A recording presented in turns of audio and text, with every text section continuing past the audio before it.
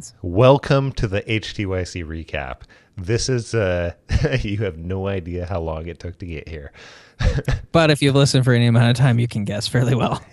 And that didn't have anything to do with the interview we're talking about today. Just that we, I don't know, probably spent the last 15 minutes. I thought we were going to throw Austin under the bus. No. I was totally going to. Yeah, that Austin guy, man, he just kept talking. We couldn't get him off the show. Austin is what is saving today's show. This show has been brought to you by Austin Netzley. Thank you for recovering today's show.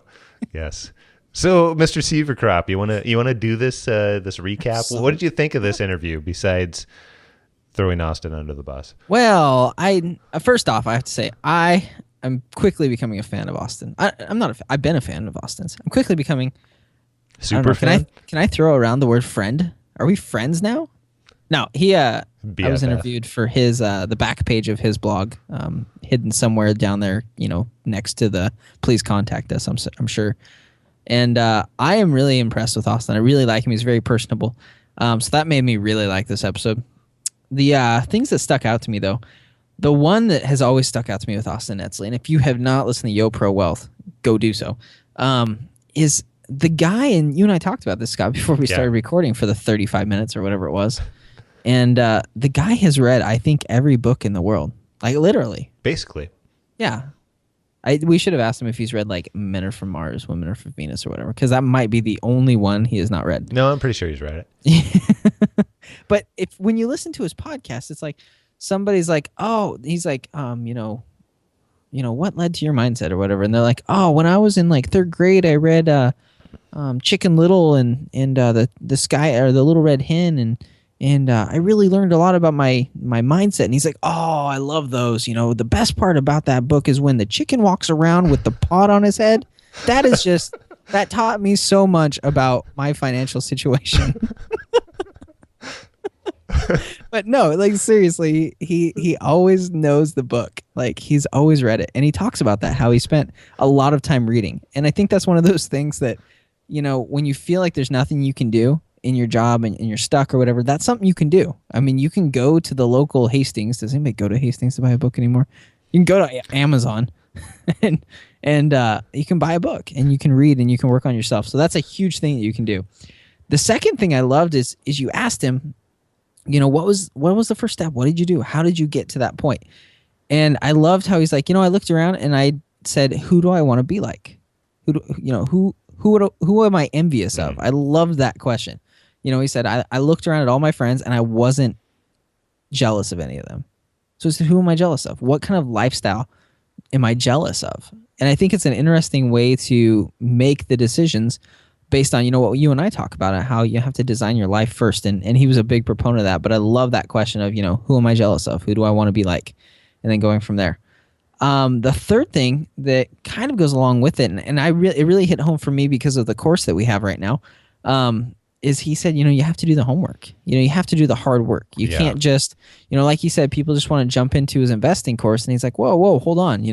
You have to do the hard work first. You really have to sit down and say, what do I want out of life? Because if you don't, and you and I have talked about this, you're going to end up ending that honeymoon phase, and it's going to be great for a while, and then you're just going to move on to the next thing, and you're going to be miserable again. Yeah.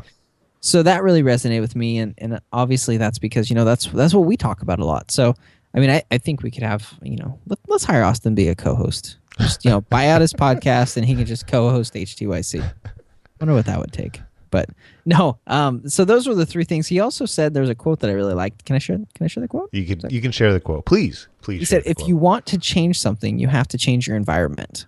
And I think sometimes that's hard for us. I think that's something that's very difficult, is to realize that, if I want to change where my work situation is, if I want to change my financial situation, I have to make some tough decisions sometimes. I have to change my environment. That means I've got to change, the things that are influencing me, whether that's the music I'm listening to or the TV shows I'm watching or the friends I'm around, the air quote friends. Hold on. We're videoing this too for some reason. So friends. Thank you for air quoting that. And then we could go the Richard Nixon here. Anyways, I'm not a crook. Settle down. No, really, I'm not a crook.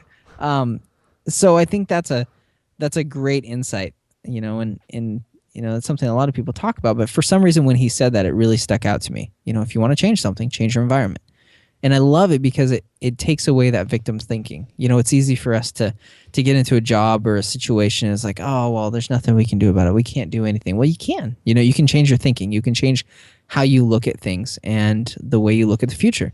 And that is a huge, huge benefit as you're moving towards work that you love, is to have that mentality. So I think, all those things wrapped into one. Really what Austin was saying is it's your mindset, and it's, being proactive. It's, not sitting there and saying, woe is me and how much this sucks and, I'm going to go eat worms. You just do something about it. And he's an awesome example of that, an awesome example of mindset and the importance of it, and, the way it can change your system, or not your system, change your, what's the word I'm looking for, Scott? Change your mindset, change your world. Sounds like it should be a quote for some obscure bathing product. Change the world. I don't know, but anyways, that's all I got. I was going to go off on a tangent, but I think that for this whole month of how do you figure out what it is that you want to do? This interview is perfectly appropriate because it's like a capstone to it. Exactly. Beautiful. Exactly. It's the capstone course. We're going to make it the capstone course. There we go. Yeah. So it's beautiful. So Mark mentioned that, we're recording this on video too. Dude, I'm right here. You don't have to talk about me in the third person. I know. Yeah. It's not for your benefit, buddy. No. Nothing I do is for you. Just shut up and sit over there. Shut up and sit in the corner. But we want to joke, we'll rattle the cage. Till then, be quiet. Exactly. I knew you knew what I was talking about. So you can actually find this on the website. What? Yeah, we're gonna put this on the website. There will be no calling me Little Red Riding Hood. Well, there might be a little bit of that. He means you, Mick Williams. Yeah, knock it off. So you can find this on the website. You can find the course that we were talking about, the introductory version of that course anyways, over on happentoyourcareer.com/one-stop, and there'll be links to it on our front page as well. You can find the Richard Nixon impression. The Richard Nixon impression and everything else. And the bunnies. And the bunnies, yes. Little bunny foo-foo walking through the... I didn't know that's how that went. So thank you very much for listening, because apparently we can't get through this straight. Hey.